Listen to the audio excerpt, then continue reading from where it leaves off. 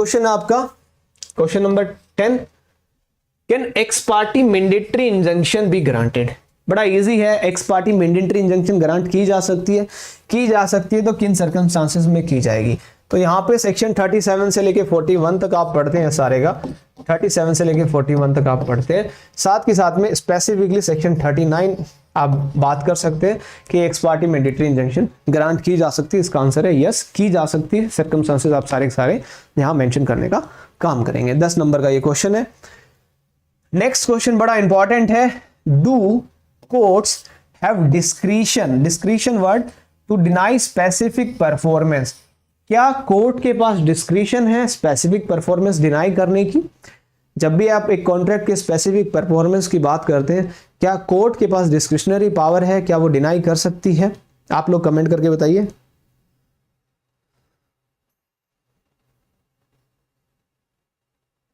आप लोग कमेंट करके बताइए, क्या कोर्ट के पास डिस्क्रिशनरी पावर है कि वो specific performance of a contract को डिनाई कर सकती है? चलिए, आप लोगों का वेट कर रहा हूं मैं कमेंट का, बट जो इसका राइट आंसर है, राइट आंसर क्या है?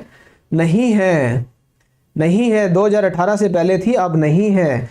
अब 2018 में अमेंडमेंट हुआ है। अगर आप लोगों को पता हो, 2018 के अंदर आपका जो स्पेसिफिक रिलीफ एक्ट है उसमें अमेंडमेंट किया गया, और अमेंडमेंट करके जो सेक्शन 10 है उसके अंदर शेल वर्ड को इंक्लूड कर दिया गया।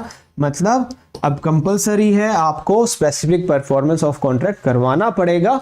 बट कुछ केसेस हैं, इन्होंने कहा if so under what circumstances, but अगर कोई केसेस हैं जहां नहीं हो सकता तो वो केसेस हैं सेक्शन 11 का सबसेक्शन 2, आप लोगों ने पढ़ा हुआ है सारे का, 11 का 2, सेक्शन 14 हो गया और सेक्शन 16 हो गया। ये कुछ सेक्शंस हैं, मैं रिपीट कर रहा हूं यहाँ पे। आप जब सेक्शन 10 पढ़ेंगे एसआरए का, उसी के अंदर लिखे हुए हैं सेक्शन 11 का सबसेक्शन 2, सेक्शन 14 एंड सेक्शन 16।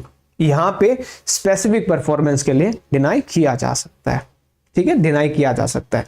तो 2018 के बाद डिस्क्रिशनरी नहीं है कोर्ट के पास पावर, कोर्ट को यहाँ पे करना ही करना पड़ेगा। बट 3 एक्सेप्शन है। सेक्शन नंबर आपका हो गया 12, 11, 2, सेक्शन 14 एंड सेक्शन 16। ठीक है भैया, ये भी 10 नंबर का क्वेश्चन था। नेक्स्ट चलते हैं। ओके, अब आया इंडियन एविडेंस एक्ट से क्वेश्चन। बहुत इंपॉर्टेंट क्वेश्चन है, प्लस वाले बच्चों को पढ़ा रहा था तब मैं बता भी रहा था कि यहां से क्वेश्चन मेंस में आता है, और मेंस में क्वेश्चन आया हुआ है। 91, 92 जब प्लस क्लास में पढ़ा रहा था तो बताया था कि what is best evidence rule. ये एक डायरेक्ट क्वेश्चन पूछा गया आप लोगों से, what is best evidence rule, एलिब्रेट करने के लिए बोला गया है, और ये 10 नंबर का क्वेश्चन है। What is best evidence rule, तो यहाँ पे कौन कौन से सेक्शन आपको मेंशन करने, कमेंट करके बताइएगा। जब भी आपसे पूछा जाए what is best evidence rule, elaborate कैसे एलिब्रेट करोगे? By citing section number 91 of the Indian evidence act and 92 of the Indian evidence act. Whatever in writing must be proved by writing. Exclusion of oral evidence by documentary evidence. याद है payroll evidence rule जो आप लोग पढ़ते हैं, parole evidence rule, parole evidence rule आप लोगों ने पढ़ा होगा। ठीक है, जो सेक्शन 92 के अंदर है, जो कि कहता है जो एक्सट्रिंसिक एविडेंस है वो हम अलाउ नहीं करेंगे if a document is required by law to be in writing। तो यहां पे आप मेंशन कर सकते थे सेक्शन नंबर 91 एंड 92। ठीक है, 91 एंड 92।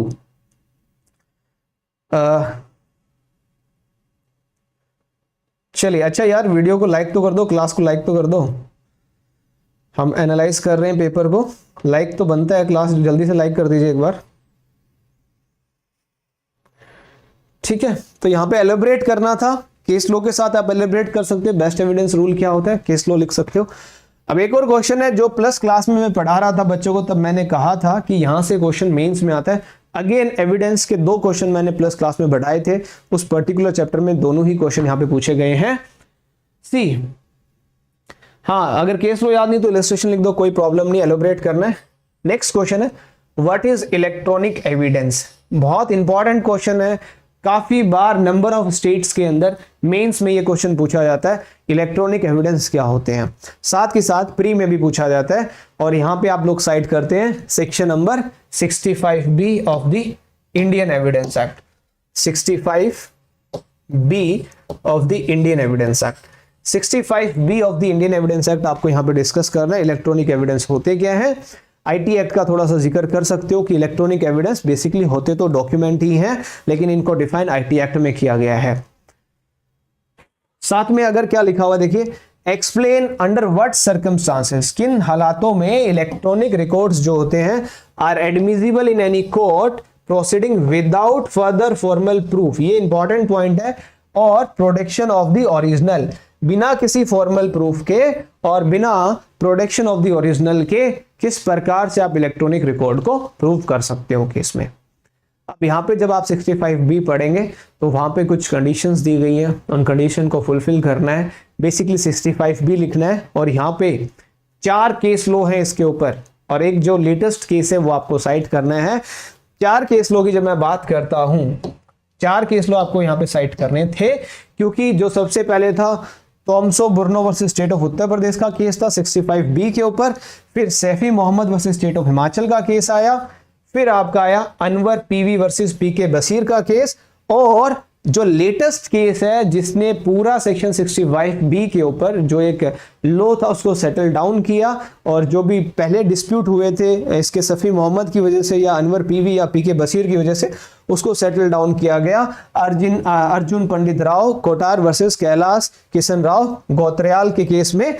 3 जजेस बेंच थी सुप्रीम कोर्ट की, 2020 का केस था, ये साइट करना है। अगर नहीं लिखा तो 65B के ऊपर जब कभी भी आए, सर्टिफिकेट की रिक्वायरमेंट नहीं है यहाँ पे, जब आप पढ़ेंगे अर्जुन पंडित राव वाला केस, अर्जुन पंडित राव वाला केस 2020 का था, 3 जजेस बेंच का केस, उस केस में सुप्रीम कोर्ट ने सेक्शन 65B की एडमिसिबिलिटी ऑफ इलेक्ट्रॉनिक रिकॉर्ड के ऊपर बहुत अच्छा एक ओवरव्यू अपना दिया हुआ है और एक अच्छा लॉ सेटल किया हुआ है। ठीक है, क्लियर है। ये 4 केस है, मैं दोबारा रिपीट कर रहा हूं, चारों के नाम लिख लीजिए 65B के ऊपर। सबसे पहला केस है टॉम्सो Bruno versus state of Uttar प्रदेश, दूसरा सफ़ी मोहम्मद स्टेट ऑफ हिमाचल प्रदेश का, तीसरा Anwar PV versus PK Bashir, और जो सबसे लेटेस्ट है जिसमें लॉ सेटल किया गया वो है अर्जुन पंडित कोट्यार वर्सेस कैलाश किशन राव गौत्रेयाल।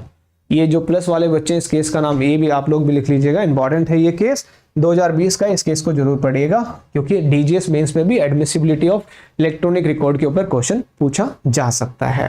ठीक है, नाउ नेक्स्ट क्वेश्चन पे चलते हैं। नेक्स्ट क्वेश्चन भी बड़ा अच्छा है, इसका जवाब आप लोग दीजिएगा।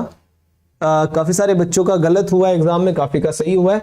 क्वेश्चन जो है नेक्स्ट वो है, is a document procured by improper और illegal means admissible in evidence, if so under what circumstances. Comment में बताइए कि कोई भी डॉक्यूमेंट आप लेके आ रहे हो गलत तरीके से या इलीगल मींस से, क्या वो एडमिसिबल होगा एविडेंस में? बताइए, आंसर बताइए, कमेंट करके आंसर बताइए मुझे। हाँ जी,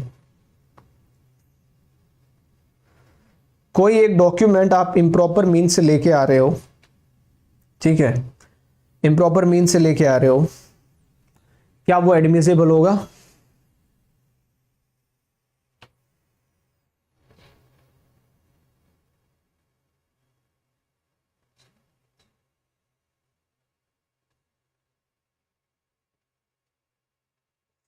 यस, बिल्कुल एडमिसिबल होगा, क्योंकि कहीं पे भी expressly Indian evidence act deny नहीं करता है कि इम्प्रॉपर मीन से लाया गया जो एविडेंस है वो एडमिसिबल नहीं होगा। इसके ऊपर आप लिख सकते हैं